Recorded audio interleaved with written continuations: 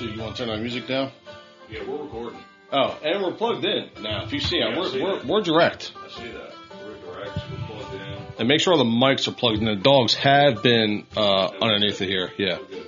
Yeah. We're good on there. Everything's recording. You want to do the Both? music? No, because it's just such an easier, you know what I mean? Just hit the, Into the wild? You can just hit the space bar. Into the wild. Both cameras are recording? Yeah, man, we're recording. Okay. All right. I think, I'm honestly, I'm very excited. I think we're going to have a great show today. Yeah? I got some good topics, some abstract thoughts. I want to start with, what do you think? Helen sausage. Can you smell that right there? Dude. Can you smell that? There's about to go I now will have my lunch early. You know what I mean? Are we recording on the record? See what this is like. For all you people not from Smyrna, Delaware. Oh, That's I feel like Helen's proper sandwich right there. I feel like I just undressed a fucking 3 at the bar at the closing time. You know what I mean? Man, it's been a minute. It's been a minute. Oh, we got to record a big bite. We always got to show the bite. All right. Here we go then. Give me a big bite. Oh my God. Tom's happy. Well, so we're going to be podcasting with our mouths full. I forgot we were podcasting. I just started shoving this shit in my mouth like a fat kid. Yeah, you know what I mean? So welcome back to another episode of Dude Dads, where we're practicing how to shit our pants in the blind. I was just in how the many mood times for has someone Helen's. brought one of these and you're just like, oh, I can't say no. I'm definitely going to eat that, and I'm going to instantly be in trouble the moment I do. It's 5 a.m. I'm going to eat that, have to shit my pants, have nowhere. We're out in the middle of nowhere in a duck blind. I'm going to fart in the waiters. I'm going to build it up. The waiters they're going to become smellier than the marsh. It doesn't do that to me. I don't get the urgent shit. You know what I mean? I don't know. Maybe my gut is just healthier. It probably is, and you probably didn't go out the night before and do some fun stuff. Maybe. I don't do it anymore, but back, in the 20s and early 30s, yes. I can't stop this. What do you think about this crossbow? Guys, I just picked up a crossbow. I finally crossed over, and I stopped talking crap about it. I got one, and so that making I can hunt a lot longer. I ain't got to wait for no, muzzle loader or shotgun season. I'm like, let's just get to the gun. This thing's nice. Yeah. It's got the crank on it. It's got the crank. Yeah, this thing's nice. Other than that, they seem to be kind of all the same. This one was the most accurate. Out of all the reviews, most accurate out of the box. For like the money? Yeah, for the money, it was $500. And I think it was a little bit off. I think it was really like $600. Yeah. And then this is the only one that actually, they applauded the scope. A lot of the ones were nice. They shot well, but they didn't like the scope. Yeah. So, good to go. Oh, man. All right, so let's start with a quick check-in. You know what I mean? Yeah. Give it to me. Well, what's the check-in? Well, the check-in is that we have now switched from a lot of fishing on YouTube videos and fishing, outdoors to now we've been to the farm. Yeah. We've bush hogged all the lanes. We've finished out dressing up the stand. I got a roof on it. Oh. I just need to put a little bit more of my cape on it so I can hide well. You did some work. Did some work. Me and Macon, we cut down some trees, got some shooting lanes in, and God, I'm really struggling with the Gatorade there. What the fuck? And we also bought another tree stand because I got another tree that's to the left of the food plot. There's like one big, really tall pine tree that sits by itself. Mm-hmm. It's one of the few trees they left behind when they logged the place, and it's just like begging for a deer stand on it because that spot would be early morning or late night. Like that's going to be the food plot area. That's where we had some donkeys at last year. Nice. And the fact that there's so many deer on the property. There's so many deer coming into the property. The cameras are loaded up. We got antlers already. Mm-hmm. It's just, and this year we're already set up. Mm-hmm. My stand's already set up. I don't have to guess where I'm at. I'm not hunting out of a shoebox on the ground. I'm not hunting out of a stand. I have no business being in with a bow unless I get really lucky and one walks by. Yeah. Now we're in the money. How's your camp? Does it hold up good over the winter and everything? Camp was good. It held up over the winter. The only thing I had is like a little bit of mold growing on top of the canvas. So I'm just going to grab a little bit of bleach and water, just spray on there. The inside, it was a little bit of mold on my like toothbrushes and some other stuff because it's so airtight in there. Mm. When that guy sold it to me, he tried to fold it up with the windows zipped up. It would not. It was like kind of a bubble. Ooh. You know what I mean? And so other than that, camp was good, very overgrown. So we've got everything under control, all the weeds, taken down. Yeah, you got to like spray some weed spray, kill some stuff, you know what I mean? Speaking of weed spray, you know what I mean? I didn't buy a round of the time, so I got the millions. I got to spray these weeds. Okay. I did landscaping vinegar. It's like 60% or 50% vinegar. Yeah. Concentrate. I heard it works. Bro. Good? Annihilated the weeds. They were brown within the hour. Really? Oh, and it exploded in my face. I'm pumping up the spray bottle and the spout for the handle, the spout part for the actual, spray. It popped off and all that pressure right in my face, bro. I knew I couldn't even breathe because the vinegar vapor was so high. It was already burning my face. I ran inside. The cleaners are looking at me like I'm crazy. I'm just sitting here going like this with water, washing my face, just going. At least it was just vinegar. Still, I can't breathe, huh? At least it was just vinegar. But it's concentrated. Yeah, but at least it wasn't fucking Roundup. Can you imagine it was that poison that going into you? I hate using that shit. Yeah. That's why I bought the torch to try to use the big roofing torch for weeds. It would be good on the driveway or on the gravel or the sidewalk, but like my white rock, my white stone, it burns the stone. Yeah. And like, I did try it on the mulch in the mulched flower beds, but it is wood. You're going to catch a fire. It was just like, you know what? That's not going to work. That's why I asked if you had to use for a roofing torch. I'm going to send it back. It's not even worth me having. I wouldn't use it as much. I'd rather just get my $60 back. Oh. Whatever. That thing's good, ain't it? Mm. I haven't had I heard that snap of that sausage. That was pretty fun. That was a good snap. That was also my jaw. Oh, what? Was that what that was? Yeah. I thought it was a sausage snap. So I got these. I needed to get some more Rogies. Stop at the Smyrna Tobacco store and asked them if they had the Tucker Carlson's Alp pouches. I've had them before. Someone else gave them to me. Matter of fact, it was our friend Carly Watkins when I went on that little hunt with her back in the wintertime. I think it was her or her husband had them. Mm-hmm. So got to have them then, but I've never found them anywhere else. But they sell them. She said, "Hey, if you want a whole 5-pack, whole sleeve, all you got to do is let me know, and we'll order them up for you." Oh, so discount code. So I'm going to try these. Try these out today. Yep. I like the marketing on it. I'm going to throw in 2 of them as soon as I get done this. Yeah, you know what? I'm going to go 2. I'm going to go 2 as well. Yeah, just get juice. You want to fill the lip up. Mm-hmm. You know what I mean? Mm-hmm. Mm-hmm. Flavor's really good. A chilled mint. That's what we're going with today. So, had a nice little morning. It was fucking beautiful. 56 degrees. Hot tub? Oh, in the hot tub with the coffee. Just a full-on fall boner this morning. I mean, beautiful. Beautiful. Yeah. Like you landed a bird on it? Oh, my gosh, 100%. I mean, I probably could have hung my coffee mug from that thing this morning. You know what I mean? Yeah. I mean, for real, though, if I could do that, I mean, I would make that flex all the time. If you could hang a coffee mug from your boner. Well, come on. This boner just exploded all over me. What? Tom is balls deep trying to finish his Helen sausage.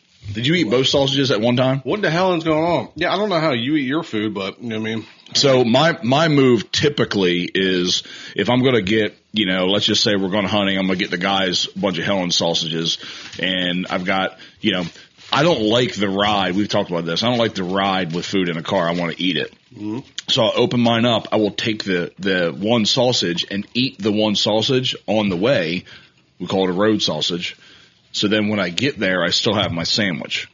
But it satisfies me because I gotta fucking eat something. It was absolute torture driving from Helen's to here with that smell in the truck. That's just the gay in it. You gotta get a little wiener in your mouth, a little Helen's in there. I sleep better with a little sausage in there. I mean, and I used to just go like this. You get the little chapstick for the morning, a little grease on there for like a cold winter. Just get rub a little bit of Helen's grease on there. Get them lips chapped up for a big showing. You know? What were we talking about? Oh, this morning. Weather's great. Go out, do a little training session with Harley, too. Nothing wild. Just went to Big Oak Park just to stretch his legs, do some simple doubles, you know what I mean, and a blind retrieve. He lined the blind. No big deal. You know, he's a badass. For the viewers out there, what does line the blind mean? So a blind retrieve is a planted bird or planted bumper that the dog doesn't know where it's at. And I try to line him up the best you can, send him on back, and that's where you'll see whistle stops and hand casts. So he'll, typically you send them on the line, send them back. They'll, maybe they fade a little bit. You've got to stop them. Hey, easy, you're getting offline here. Stop them on the whistle. You give them a cast, whatever way you got to go to handle him to the blind. Now, lining the blind is a great thing because that just means he took a great line right away. And he stayed on it. I kept him on it, and boom, he just ran right into the bird and picked it up. So it was like no cast, no nothing. That's like a good attaboy. Is this your best dog yet as far as retrievability? Like pure talent-wise, yeah, for sure. And that kind of hurts me to say that because like Ruger was special in his own way. Yeah. Tank was special in his own way. They had the things, you know what I mean? But as far as where he's at right now, he's by far the most talented, the best, the best trained. I think Tank had it in him to really be probably the best. I think he had it in him to probably be like something like a field champion if he was trained and handled by a professional from day one. Oh. You know what I mean?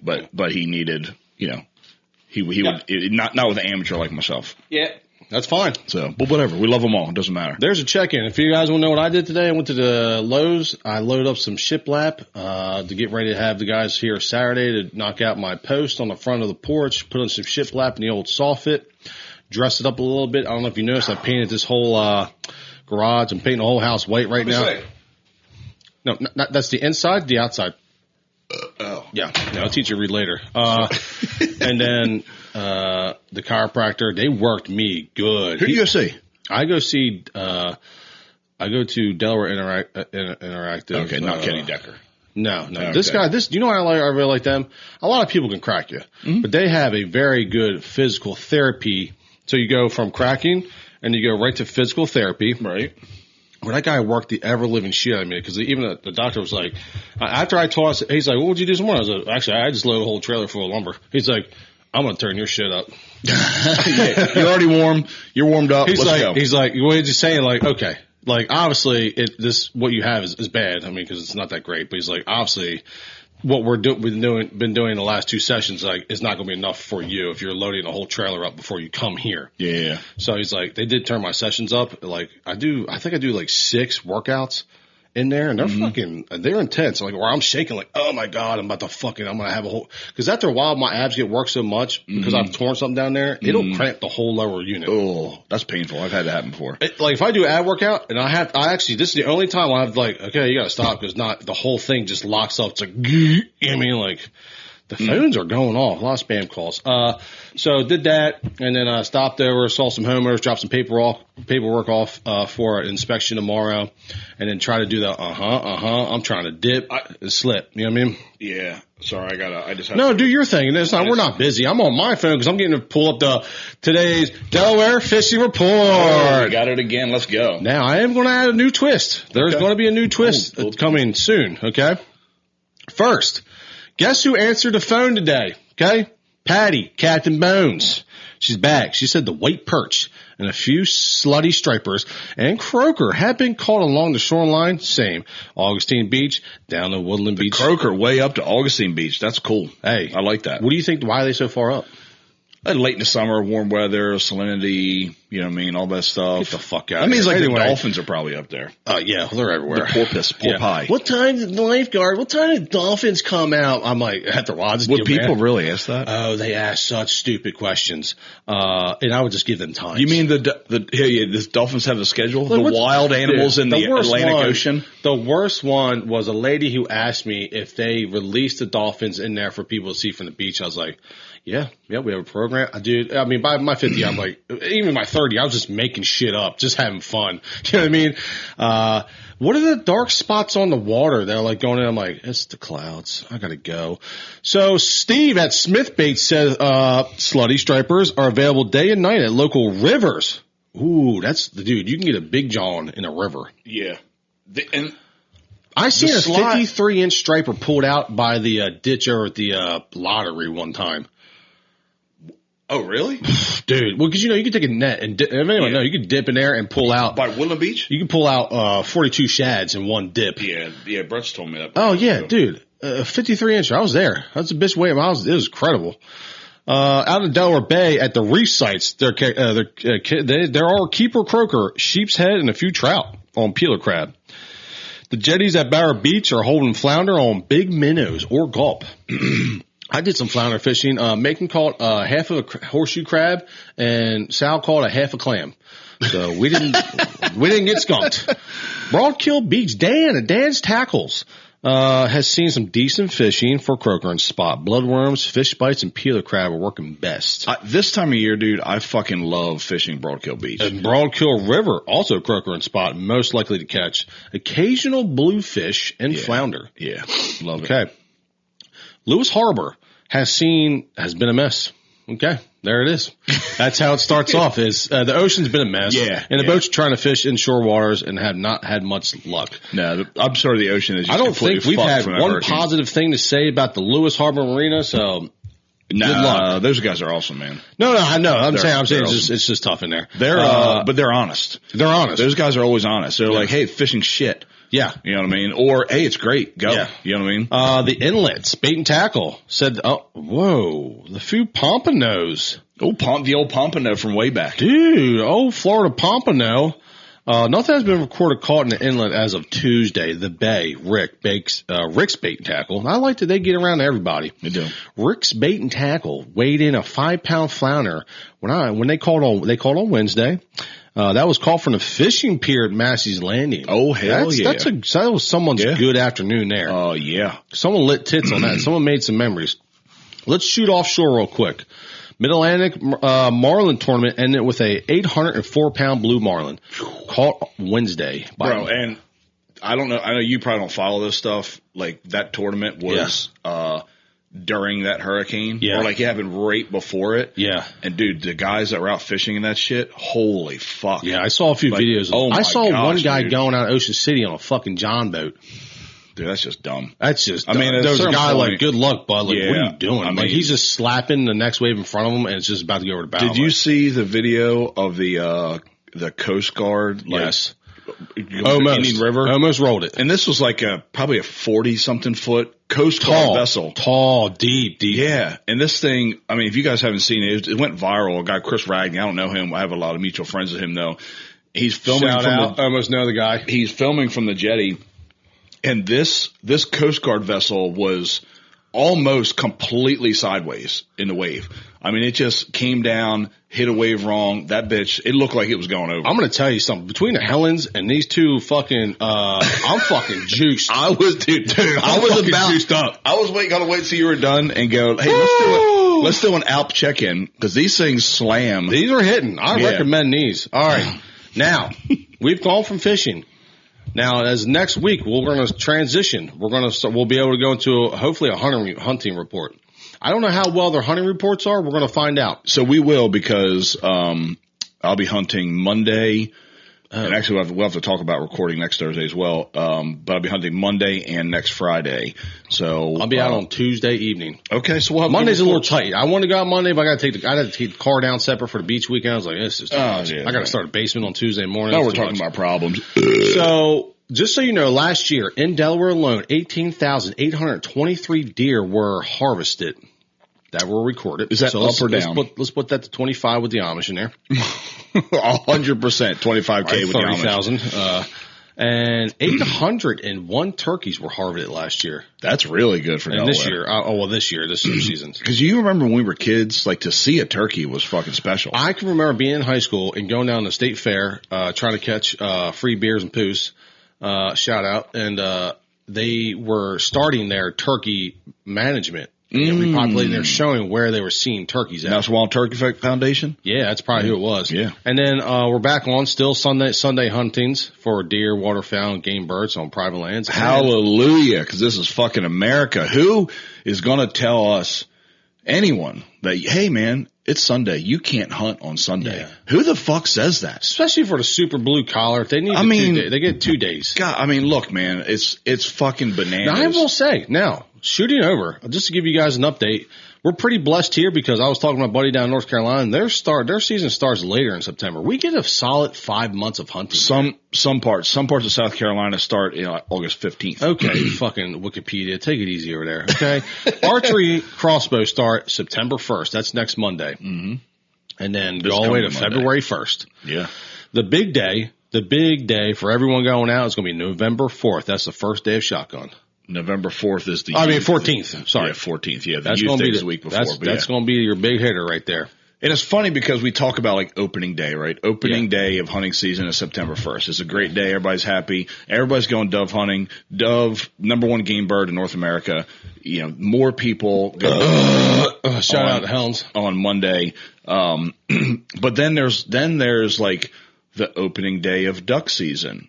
Right, that starts in the last week in October. Then you got the opening day of shotgun, which is really that's like Deermas. I mean, that's everybody's looking forward to the opening day of shotgun. That's when the guys that only hunt 1 week a year or 2-3 days a year, they're going that week. Yeah. So every fucking hardcore hunter to every fucking Barney with a shotgun and a blaze orange hat is going out on November 14th. Dude, and it's a fun day. You get juiced up. I'm cranked out of my mind right now. So real quick, these Alps, we're used to rogues. Yes. Or just straight up Black grizzlies, Black Buffalo. These things these are juicing me. I'm feeling it. Yeah.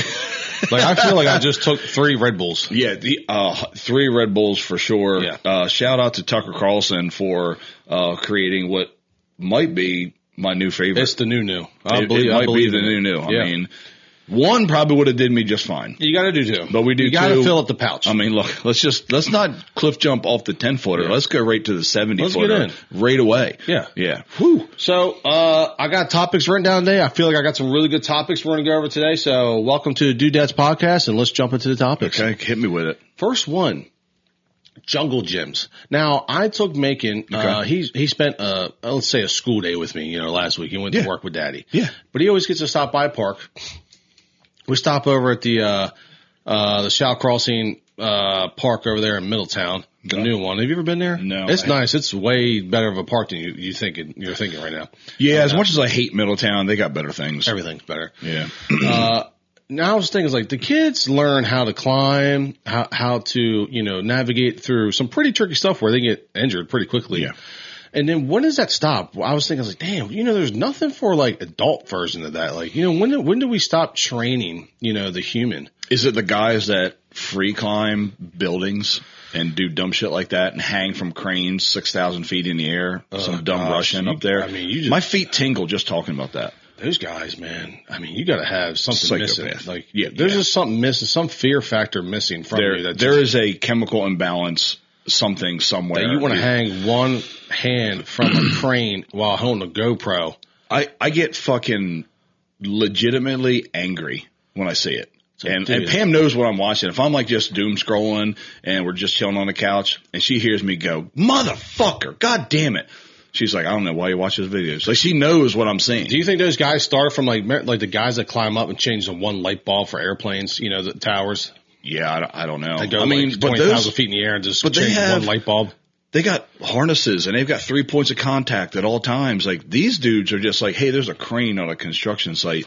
Let's go to the top and let's hang on or it they're with just like, I'm going to climb this skyscraper, just the window sills all the way up. What the fuck. Like, I'm legitimately, my palms are sweating. Did you imagine climbing a rock, just be like, and then losing your shit? Like, oh my God. Yeah, I did see a video one time of a guy. He was Asian, some Chinese, Japanese, and he was on top of a building doing that shit, and he fell. And it was just his camera was set filming him, and then you just saw his fingers leave. Bye. Yeah, he's done. I wonder how often that happens that we don't see. I don't know. Speaking of hunting too, I did see a good one. I've been watching a lot of Buck Commander now. It's gone from watching Life by the Bow or the Land Shark Outdoors to Buck Commander. They do good videos, man. It's fun. Yeah, they're fun. Yeah, they're fun. I like seeing like the home base stuff too, like their lodge. Yeah. But the one guy missed a very large deer called Junior. Okay. And he didn't miss it. He hit it. He quartered it, and they couldn't find it that night. Damn. They went out that next morning, couldn't find it. The blood trail went for a long time, and 2 months later, the guys say, "Hey, here he is. He's on camera. We got him back." Oh, he was still alive. He's still alive, wow. right? So they're hunting, and the camera goes, "Hey, there's a big buck," and right behind the tree, he's like, "Oh, damn, that's Junior," right? He's like, "You gotta pull the shot," and he shoots and he smokes the fucking, the deer's being super still. He smokes the tree. He's like, "What the fuck?" Jesus Christ. And he goes, "Wait, what the fuck? This deer isn't even moving." And he goes, "Wait, what the fuck?" No. He climbs down. The guys had 2 months earlier found the deer. They caped it. They got it mounted and then chopped off the head of a decoy, stuck it to a fucking decoy, and then had their boy go out and shoot at it. No way. Yeah. Wow. He goes, we're not going to remove this arrow. I'm going to put a plaque above it. Wow, dude. That's like would you call that a practical joke? I mean, just top tier. That's commitment to your boys. You know what I mean? I'm going to keep this secret from him for months. Yeah. Fuck. I didn't get to talk about it. I wrote this for like 2 weeks ago, but I didn't really get it. It wasn't like probably appropriate to bring it up since it was like we were talking to, what's his name? Josh. Josh. So I was like, that's not really our topic. But so when we were growing up, we got Toy Story that came out. It came out, I think, in third or fourth grade for me. Okay. I had Buzz. I mean, I had Woody. You know what I mean? So Toy Story was huge when we were kids. I just now, 2 weeks ago, watched Toy Story 3. Okay. And I went like full circle with my own son. I'm watching it. It's Andy all grown up. He's going off to college. And eventually he has to hand off Woody to another kid. I was like, fuck. I'm like, oh my gosh. I just ended the series of Toy Story 3 with my own self. Now with my own son. I'm like, this is kind of special. You went deep. Yeah. Yeah, that's what I like about you. I think the same way. It's just you see the little nuances, and that was the writer's intention. Yeah, whoever wrote Toy Story, that was their intention to go. It's the time that the ones we targeted then are parents now. Yeah, and now they have a chance to watch this together and see, and it's going to catch some real life pieces in there. What you're going through, or maybe. Maybe someone that watched it is just getting out of college, right? Or maybe their kids are older and they're going to college. You know what I mean? Yeah, you just remember a time when you're going to college, like after high school, how much stuff you have to let go of. Yeah. Like you have all this stuff from like your youth. You have like, I don't want to say stuffies, but animals and whatever you have from your past. Look at your bedroom. Yeah. Look at your bedroom at your mom's house when you left college.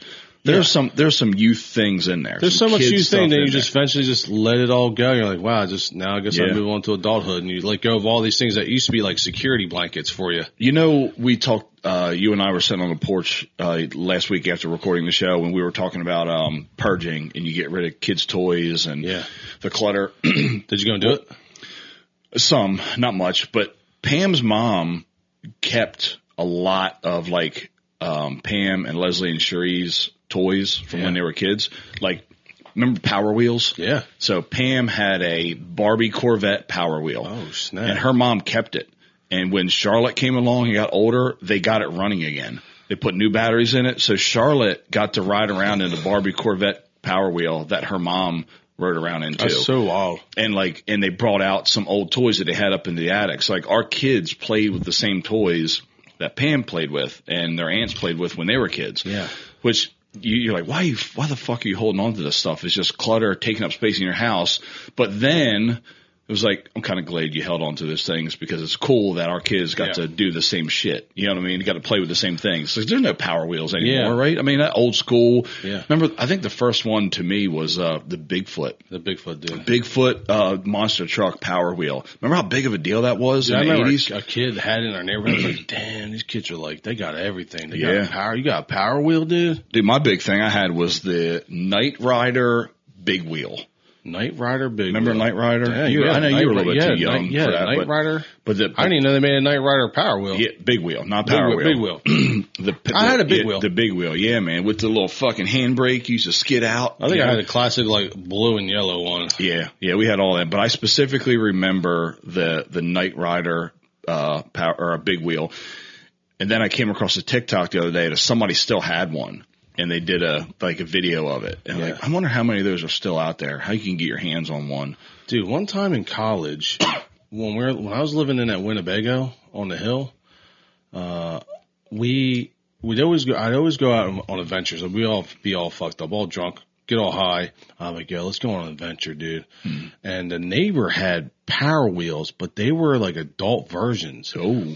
And they were all metal framed with like really, really hard plastic wheels. And there was this, I mean, we're in West Virginia. There's a huge hill right next to us. And we just like you could put both your feet between the back wheels and hold on to the steering wheel. We're just having these races at probably like 2 a.m, just going down these huge hills. Like you could you're going fast enough. You can get behind somebody, fucking draft, pull out.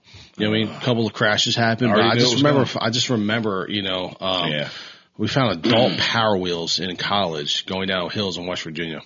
Don't you wish you still had that a little bit? Yeah. I wish I had a lot of that. I wish I had my iPad from college with all my memories from like 3 years on it. But my dad pawned that off and didn't get that back, so that was cool. Fucking drugs, man. You know what? They mess up stuff. You know what I mean? They do. Heroin has a tendency to mess up a couple things. You lose a few things. You lose a few things, maybe a few people. I remember I come home one time, I was like, I had a deuce and a quarter. What's his Buick Electric 225? Mm-hmm. I bought it from John Ciabato. It was like gray with blue flames down the side. Dude. 454 in it. That sounds very John Ciabato-ish. Yeah. I was trying to get it to West Virginia. All I needed at this point was the last step was like a windshield. And I came home once for break. I came home. I was like, yo, where's my car at? My dad was like, did you want that still? I sold it to the neighbor to put in a Kentucky Derby. I'm like, all right, first off, it wasn't even yours. It's like, I bought the thing. I've been fixing it up. You fucking sold it to the neighbor for like $800. I'm like, I bought the thing for $1,300. I still owe $700 on it. I remember I saw John, he had a big gun sale at his house one time. Like somebody came over, and brought a bunch of guns at a big sale and stuff. And, I handed him $700. He's like, what the fuck is this? I'm like, I still owe you for the last bit of that deuce and a quarter. He's like, oh my gosh. I'm like, yeah. I was like, man of my word, dude. That's sad, man. Yeah. Shout out drugs. So the other piece of that is gambling. And my grandfather, my dad's dad, was a big gambler. And I heard a story, from my dad that, the day after Christmas, he pawned all their Christmas presents. Oh, fuck. The day after Christmas. Yep, pawned all the kids' Christmas presents to go bet on horses. That is a hard one. So addiction is a lot of different. It fucks up some shit. It does. What I mean? The fucking old Delaware City track there. Yeah, Delaware Park. That's exactly what it was. Oh, I know where he went. Go bet on the ponies. Yeah, dude, I know right where he went. Damn it, man! Try to hit that trifecta. Hey, I'll do this and I'll buy even better Christmas presents. It's always, that's what they tell themselves. It's always. I remember when I lived with someone, and his mom would, sometimes like the electric would get cut off. I'm like, yo. Aren't we paying the bill? He's like, she probably gambled that shit. Damn. If we gamble, I'm just trying to make the rent, man. I'm just trying to make the gas bill, dog. Yeah. Or you just pay it, not gamble the fucking bill away. Yeah. Me and my buddy Rob one time started, for a minute, being a bookie and doing sports betting. Yeah. And, it was right after me and Pam's wedding. We had, we have a bunch of cash. Yeah. And me and Rob were talking, and I was like, well, if we're going to do it, now's the time. I got some cash to do this. Let's go. So we started it, and we were like making some money. You know what I mean? Actually, one of our guys that would bet with us, he was like chasing his losses big time. Like he was a friend of ours, and he would bet and then lose, and then he would just try to roll it over and keep going. Finally, Rob said, "Look, man, like what are you doing?" And he was like, "Yeah, I know. I'm like chasing my losses." And he was like, "Look, man, he's like, I'm going to stop you. Like, just pay us now and get squared away before you keep doing this." And then we did it for probably. It wasn't long, man. It was like a month or two. Yeah. And then when Pam got pregnant with Charlotte, I told him, I was like, dude, I can't do this anymore. Like, we gotta save money. And I wish we would have kept going because we would have figured it out. But like when Pam got pregnant, I knew Charlotte was coming, and like I can't really be a bookie essentially anymore. So we stopped it, but it was a cool little time. Did your dad have like, I remember my dad always had a guy, like we used to get the movies that were filmed in the movie theater. You know what I mean? Like, no, we had a hot box. Oh yeah. My dad always had a hot box guy. So we always had free pay-per-view, free all the things, Spice Channel. Everybody had a guy back then. Yeah. My dad, I used to go to him all the time to see what I could get. That motherfucker had a guy. There's a lot of shit would fall off the back of a truck back then. Mm-hmm. Mm-hmm. You know what I mean? I think my dad was that guy back when he was a kid. He's hear stories of him and my mom's cousins. I can't even say it. Fucking robbing trains. Yeah. And they would like jump on the train going through where they lived, and they would just be tossing out shit. And then after that, they would go pick it all up.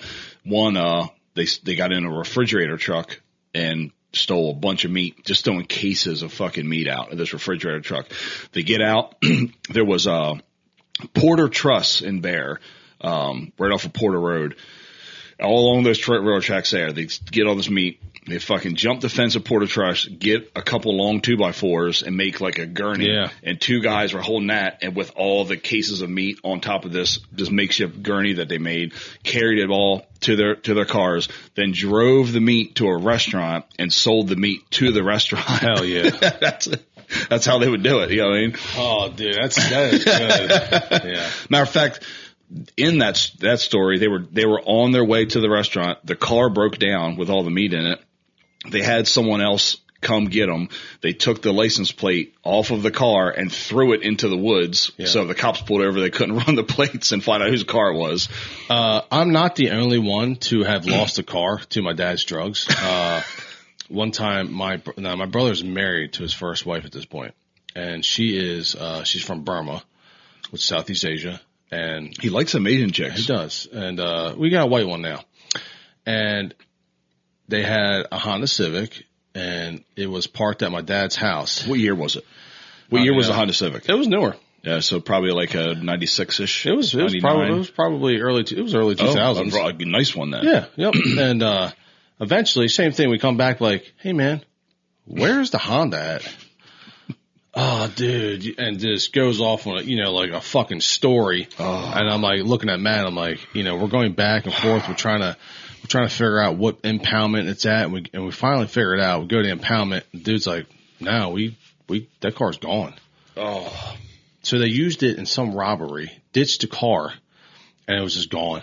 Oh, I'm like, damn, we're both losing cars this morning. Damn, man. And then try to explain that to an Asian family, it don't work. No. What do you mean your dad lost the car? Yeah. Like, how's that work? Yeah. They just don't know that. They don't understand that. Yeah, that did not go well. No, that's fucked up, man. That ended with my brother holding my dad down in the backyard and the cops coming. That was not a great. Somebody had to learn a lesson, I guess. Those two, God, they used to fucking fight like they were fucking brothers, dude. I heard that. I heard that from secondhand. Oh. My old neighbor that bought your house. Yeah. And then the lady next to, she told stories to Matt about stuff like that. Yeah. About like, hey, this is what used to go on here, you know, kind of thing. I don't know if like she or if they were close to you guys or maybe they hated you. I don't know. I don't think they hated us. So we weren't that close, but they were, they're the neighbors. They obviously didn't want that going on. So they probably weren't thrilled. Yeah. But they also probably weren't thrilled that you're, what happened to your dad either. Yeah. I mean, hey, things happen out there. Speaking of my dad, I wrote this one down. My dad used to pick up hitchhikers. Oh. And what's that say about a person? Number one, you could tell, like, I always learned as a kid, like, he'd pick up a hitchhiker. I'm like, all right, my dad's a good dude. He wants to help somebody. Yeah. He also, you could tell he was just from that era of like Newcastle Hills. Like, yeah, man, he knew that guy and that struggle was like been there. Yeah, that was like, the thing. What's the thing? People used to hitchhike. Yeah. Then he would also give motherfuckers like a speech if they acted weird. Like, you know, be like, I'll pick you up. Like, motherfucker, don't act weird in my car. Like, kind of, you know what I mean? Like, you know, like, I'll fuck you up. You know, he used to give like a, you know what I mean? Cause sometimes, you know, pick up people and they act like you're doing them, you know, they're doing you a favor. Yeah. So, Mark's ex's uncle, he told us a story. He hitchhiked from like Delaware, Virginia area to Texas. And, he got picked up by a truck driver one time, and he was like, dude, it was the best conversation ever. The truck driver was fucking awesome. Great conversations for hours and hours and hours. Get to where he was going to drop him off, and he was like, I opened the door to get out of the truck, and he said, as I'm getting out, the truck driver goes, and he was like, I fucking knew something weird was going to happen. You going to crank this, you going to yank this crankshaft or what's up? Yeah, he goes, so, I'll give you money if you pee on me. What the fuck? It's like, how did we have this entire day of a normal, great conversation, normal dude, and then right when he's going to leave, he hits him with I'll give you some money if you pee on me. And who wants to get peed on? And I mean, somebody does. And I was younger when he was telling a story, and I was like, so did you do it? Cause like, and how much? Maybe is there a price that somebody could give you that you would pee on them? Do they have to get naked first, or like that's his clothes on? I just pee from you from the passenger seat. That's such a weird. There's so many levels to that question. Yeah, I know. And he was like, "No, I didn't do that." And I'm kind of like, I mean, if he's like, "Hey man, I'll give you $1,000. You're hitchhiking for you to pee on me," would you do it? No, you gotta live with that weird ass moment. Yeah, and that's what he was like. Well, he wants to see my wiener. And then there's that. And then what's the next? Because you know it won't stop there. So now you peed on me. Now can I give you a little? Oh gosh. Yeah. Moving on. That's weird, isn't it? Hitchhikers don't do it. Switching over from dad going to mom the other day. So when I pick her up, right? Like the other day, I got to take the truck to Willis to get the new turbo in it. My mom, she gets out. Whenever she gets out, you can tell what era she was born in because she slams every car door. I'm like, yo, dog, this ain't a fucking old, 83 fucking Buick, dude. You ain't got to slam the door. You said it was 150-pound doors. You know what I mean? You just tell, like, you know what era she's from. You can tell where somebody, what era they're from, the way they slammed the door. She drove a fucking Buick for sure. She's fucking, you know what I mean? Those old Buick doors that would go all the way to the back seat. Yes. Like, fuck. I remember my grandfather had I don't even know what it was. It was like a big old Buick. You open the door was, 7 foot long. And you just fucking slam that bitch. You know what I mean? Yeah, man, I could hear it. I could hear those doors slam, man. Like, no one got in a warm car. You just got in God. Yeah. Get the keys in there. And then you just try to warm up for a while in it. The steering wheel is a sign of is as large as a stop sign. God, I kind of miss that though. Yeah. Remember the fold down ashtrays that were on the back of the seats? If you were in the back seat, the back of the front seats had the little ashtrays that would just tip out. And then they had ashtrays in the door. And then the door handles. Yep. God, dude. Just Sir Smoke-a-lots back then. Were your parents smokers? My dad always smoked. My mom smoked, up till the moment she had Matt. Oh, so you didn't know your mom was a smoker. And then, no, I didn't know her as a smoker. She smokes now. Oh, does she? She loves all her Newports. You mean? Oh, Newports. I'm like, what are you doing smoking now? I know. Which makes sense. She was, Yeah. If you're doing drugs, you need some Newports. I guess you really got, if you're up in Newcastle doing heroin, you got to get Newports. And then I guess if she's just smoking, is it that bad? As long as you're not probably doing drugs, she's not maybe. In the best shape. So it's like, you could just quit smoking. That would help your body out a lot. My mom smoked forever, up until recently. It's been under a year. Yeah. And she's 60 something and 60. I think she's 62 and a half, maybe. Cause she's getting ready to retire, but maybe 63, whatever. Anyway, she had a pretty bad stroke, 4 or 5 years ago. And, she still didn't quit. And I remember thinking, like, what are you fucking doing? Like, you just got a gift that you're not severely paralyzed or disabled from the stroke, and you just go right back to it. But she eventually quit. She was just like, yeah, it's time. and it was a one and done. She's been good. Proud of her. I'd like to talk about a very funny moment. Oh boy. Oh boy. Very quick, quiet moment to myself. I'm on a crapper and I'm just kind of thumbing through the phone, and a thing about Shaq comes up. It's like, how good of a business, entrepreneur he's been. Mm-hmm. And it talks about things that he owns. Now, I have spent a lot of my life and a lot of my youth in the black community because of sports and everything. Mm-hmm. And I think my first 3 good friends were all black. Right. So I just, it like somehow when I read this, I was like, what? So I'm reading it. It's like, he owns this. All right. He owns this. And then the next one he's like, owns however many. It's like, and then he owns some Auntie Anne's. I'm like, the fuck is an Auntie Anne's? I'm like, Annie Ann's? I'm like, bitch, that's Auntie Anne. I'm like, I'm talking like I'm a black guy talking about it. That's my that's my aunt right there. That's my auntie. Auntie Anne. That's my auntie. But when I read it, I go, what the fuck is an Auntie Anne's? Oh, God. I'm like, I had a moment to myself, like, you're an idiot, dude. Jesus Christ. Is that racist? Nah, I think it's just knowing how different cultures talk and what they call, their aunts. Yeah, we're aunts and they're fucking aunts over there. Auntie Anne's. He should take his franchise and, spell it like auntie. That's what I was thinking. I was like, is there a black version of it? Wait, no, Tom, it's Auntie Anne's. Yeah. Like, you're an idiot, dude. A-H, maybe apostrophe or hyphen. I don't know, dude. Yeah. I don't know. But I thought that was a pretty funny moment. Like, funny. You gave yourself a chuckle. I gave myself a chuckle. Oh, God almighty, man. The last topic I have here written down, which I thought was a really good question, is what does it mean to you when you say a better life for your kids? Yeah, that's a good deep one. Yeah. Man. There's so many layers to that, right? Because we all want better for our kids, but then I think it comes with a expense too of what is better? Do you want it, and also do you want it too good? Yeah. Right? You want it good. Like I want to be able to give my kids whatever they want, and especially what they need and what they want, and then I want them to experience things like that we didn't get to experience, like vacations every year, or days down the beach, and we're like, hey, we're going to go out to dinner, and you can get an appetizer and all those things, But then when you start doing all those things, you see that that's normal to them, and do they not appreciate it? Yeah. So it's like you want to give them all those things and experiences and all that, but you also want to make sure that they know that they're thankful that they have that. Not everybody has that opportunity. Well, as you're walking that line, what to you would be better for your kids than yourself? For me, it's being able, having the freedom to be present in almost anything, right? And that's what it is, because my dad worked really, really fucking hard, right, to make sure we never went without.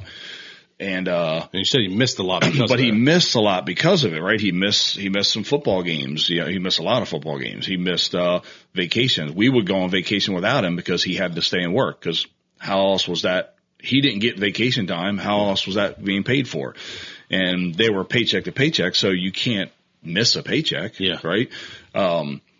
So like to me, it's the better life is to being able to be present. We leave here today. I'm going to get to take Jerry to the open house at the school to meet his teacher.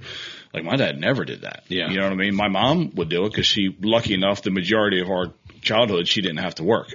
She stayed at home, which is phenomenal, right? A lot of kids today don't have that. They don't have the mom at home to cook dinner every night and all those things. So just as a dad, the better life is really just being able to be there. I can coach all his sports.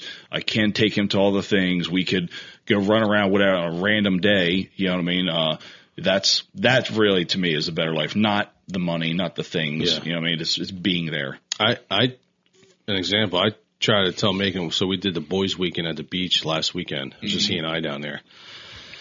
And I was explaining to him that, everyone that was down there was on vacation. And I was telling him, like, hey, man, some of these families, like, we're in Ocean City mini golfing, and we're recording? Yeah.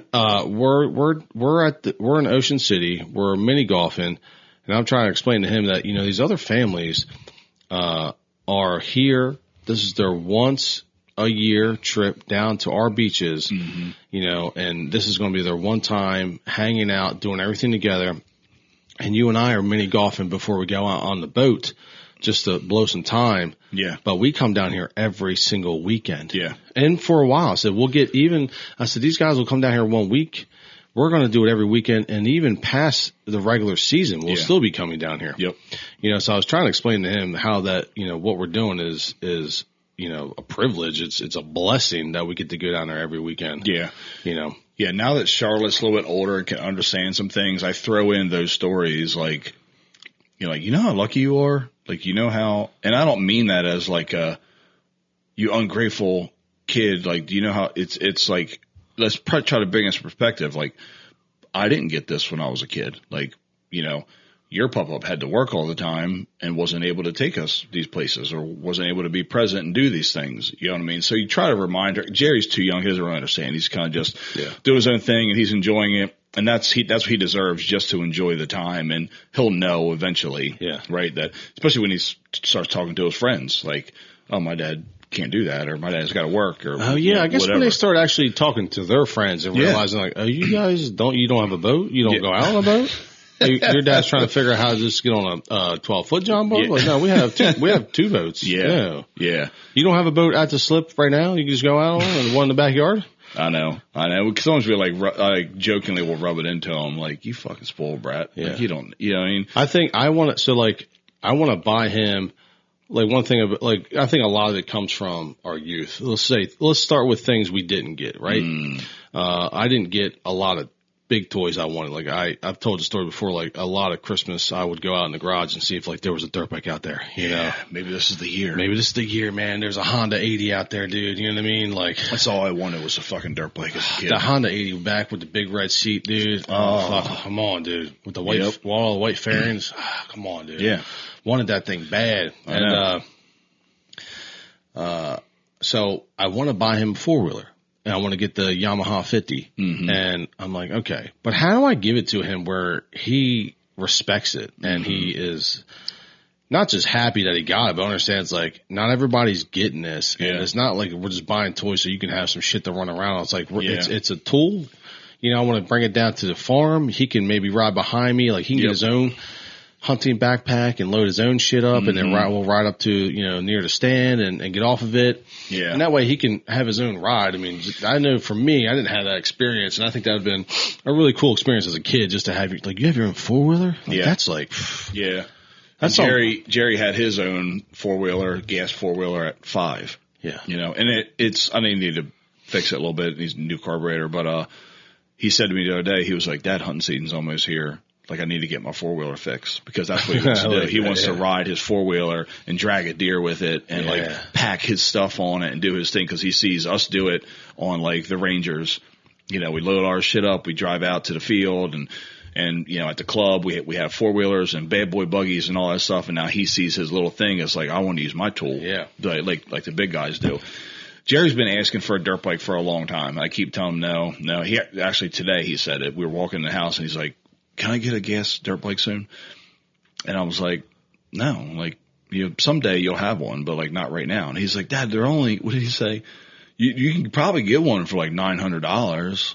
And I'm like, this little fucker, like this talking $900 like it's nothing. Yeah.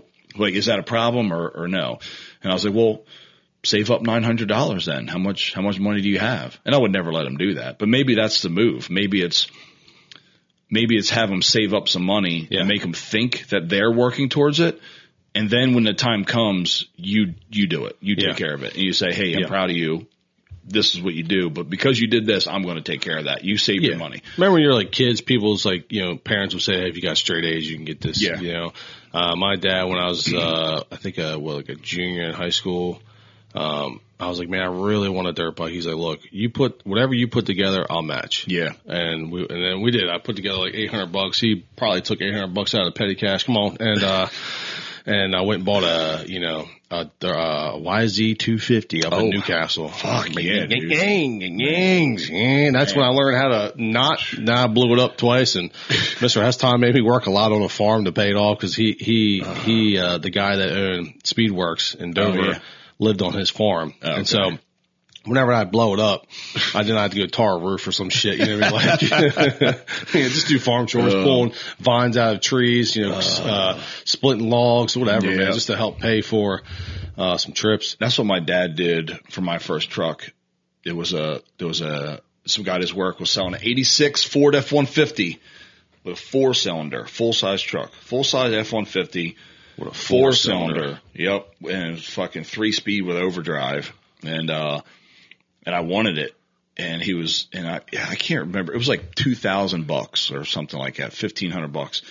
And the same thing. He was like, hey, whatever you can afford, then I'll match that. Right. So I had a bunch of money saved up, and,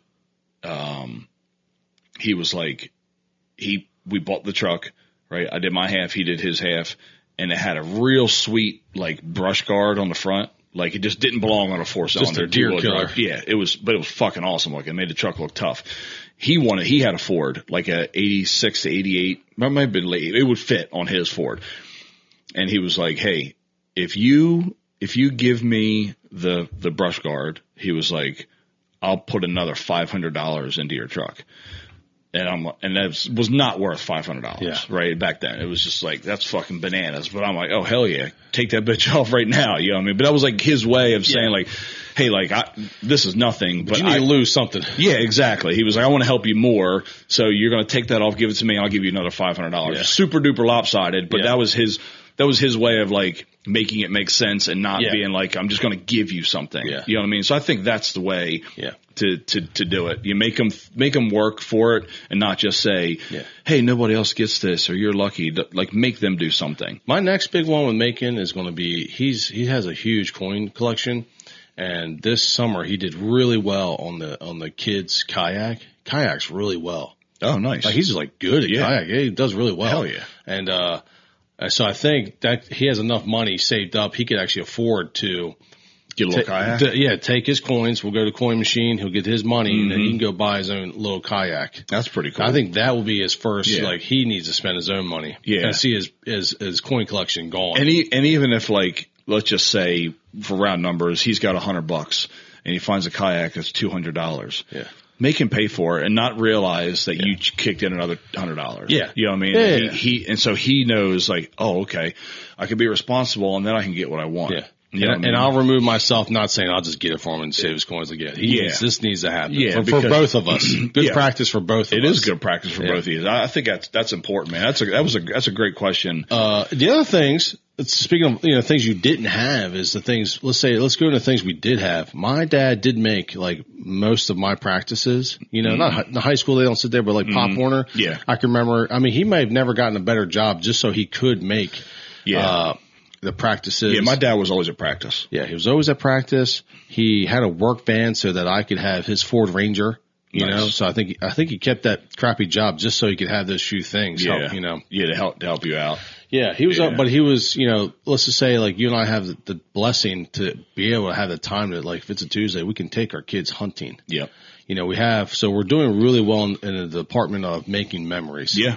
Yeah. We're doing that next Friday. Yeah. Jerry, they start school Tuesday. Next Thursday afternoon, me and Jerry are taking off and driving to Princess Anne, Maryland to camp and hunt on Friday morning. Ooh, he's not going to, and I said something to Pam about, heading down there, we're going to camp and we'll be home Friday night. And she's like, well, school's in. And I was like, yeah, well, he's in first fucking grade. He can miss. He can mix second grade. He can mix the next 10 years. Second grade. He can miss a day. It's like, they're not doing anything. Whatever. Who cares? He missed the juice box and the letter B. And exactly. And like the memories that we're going to make, the experience we're going to have on Friday, in my eyes, is way more fucking valuable than any school at any time in his whole 12 years, right? I feel like he's never going to talk about being in school on a Friday, the first week of school. He's going to talk about, man, Dad took me to Salisbury to go goose hunting. Speaking of hunting, that little shit, I was cutting a tree down or making some shooting lanes. I turned around, this motherfucker climbed all the way up the deer stand. Now, my deer stand's 18 feet. Yeah. And he climbed all the way up it by himself, got in. I was like, all right, both pissed that you did that because you just slipped once. It's a long fall. Yep. And I was like, cool, man, you made it up on yourself. You know what I mean? Yeah. But it is pretty crazy. At 5 years old, and he was 4 last year when he did it. I mean, he's climbing up an 18-foot ladder, to get to the deer stand, to get up in there. Megan's going to kill his first deer within the next year or so. Yeah. I mean, Jerry was 5 when he shot his, that 350. You know what I mean? And you have stands that you could set up a tripod for him in there to shoot from. I would say buy that death grip tripod vise for him. And he could also shoot, like Jerry, he shoots his deer with his crossbow from it too. Yeah. Because he just puts it in that thing. He can just turn it whatever way he wants. He can get steady. He can get really good shots off. Well, he's going to compete with Daddy first. I'm going to knock out about 5 deer, and then we'll get him in there. You know what I mean? And dude, and then it will not be long after that where it's crazy where I'm at now. It's like I don't even give a shit. I watch deer, and I'm like, I'm going to save that for Jerry. I'm just going to wait, and then we'll let that go. It doesn't know I'm here, and then I'll bring Jerry out this weekend and let it's him all shoot coming it. to the same freezer, you know? Yeah, and he's fired up, and honestly, like. I've killed hundreds of deer. It doesn't matter to me, right? Yeah. So and I get more excited when he does it or he has experience or when he misses or whatever, like all about him. You know what I mean? I just get more excited about that. I just talked to Brett the other day. I said, hey, what's our deer management anyway? He said, well, the guys all agree, because there's 2 of us with kids, 2 of us without kids, because one's a dad, one's one our age that just I don't think is having kids. He said, you guys got the kids, man? It's like, honestly, let them shoot. Well, I mean, it's kind of like whatever. I mean, if you're by yourself, then pull off good quality management. Yeah. But when you're with the kids, man, I mean, it's like, if they want to shoot it, whatever. You can't tell these kids not to shoot anything. I mean, last year we were hunting and every time we would go, there was a yearling that would come out. And, and like every time, and Jerry's like, I want to shoot that. And I'm like, well, how about let's wait and see if something bigger comes out? Yeah. How about let's wait? And we passed this deer up for months. And then finally in like January, or something like that. And he's some junk time. Yeah. And it's just like, okay, fucking hammer down, dude. You held off all year. We're waiting. This thing's still hanging around.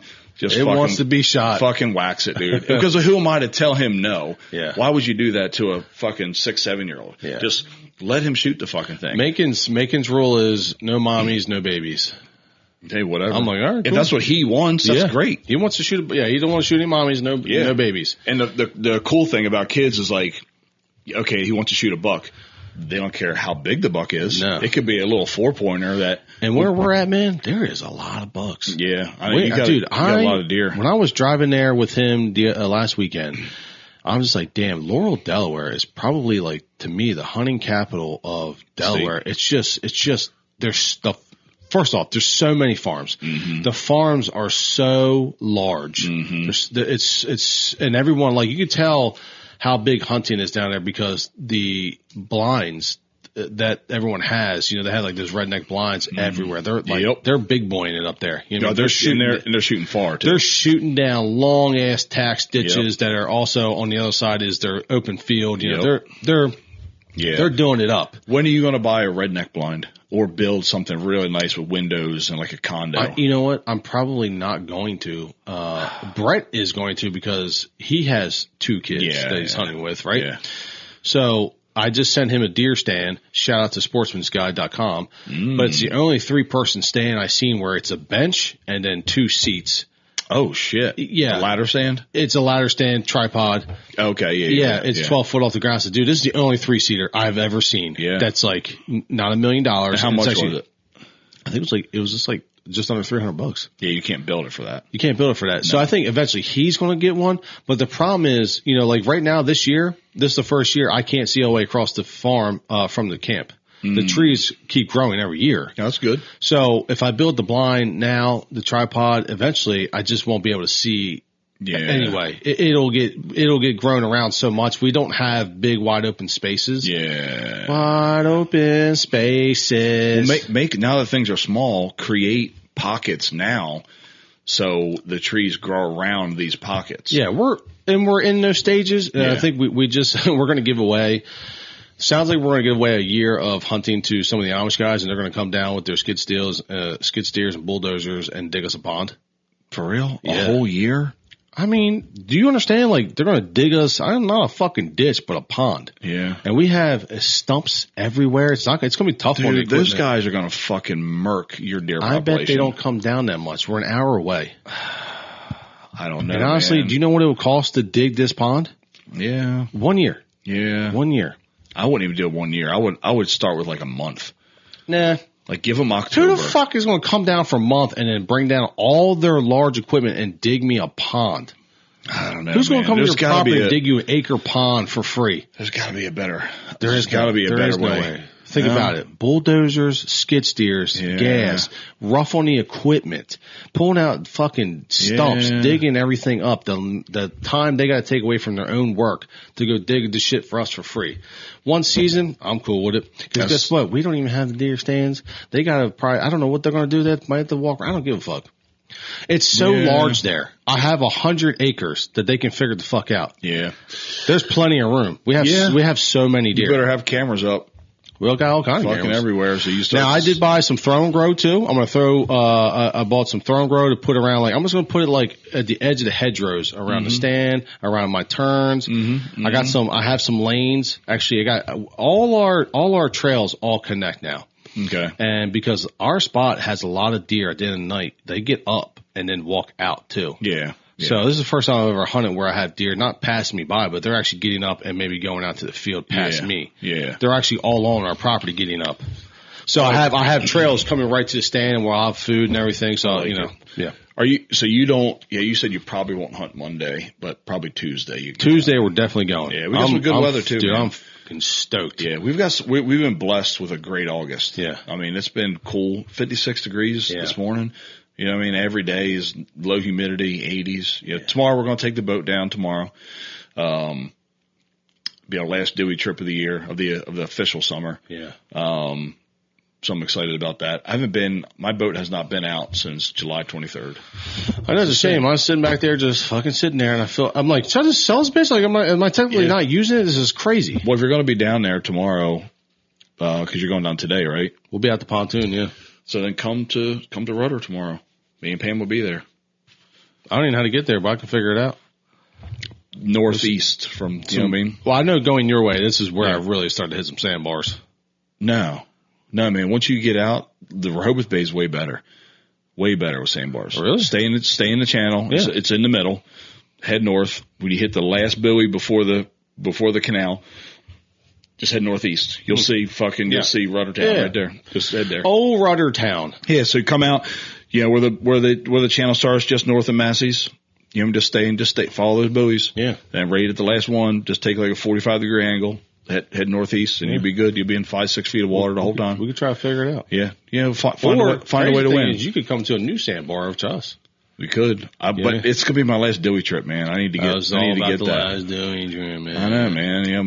Might get into Rudder and do something weird. I don't know. You know what I mean? I like everything you're saying. Yeah, because we're not gonna have kids. So yeah, you're blessed. You guys can get out by yourselves a lot. We are.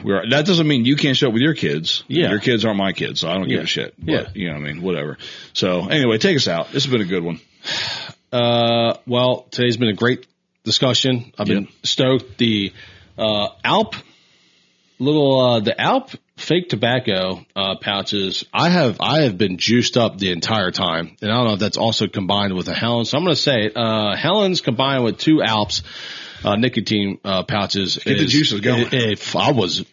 My eyeballs were about to pop out. I mean, I was feeling I was high anxiety almost. About 5 to 7 minutes in, you were talking, and I was like, I felt like I've never done cocaine, but if there was an equivalent, that felt like that might have been it. That was good. Yeah. So, with all that said, you guys get out there, get your deer stands ready. You know what I mean? Switch over to fishing videos to the hunting. Let's get, let's everybody that hunts outdoors. Let's get ready to go. Let's go harvest. Let's go make memories with our kids and our daughters, sons, and get everybody out there. Get the whole family involved and go fuck yourself.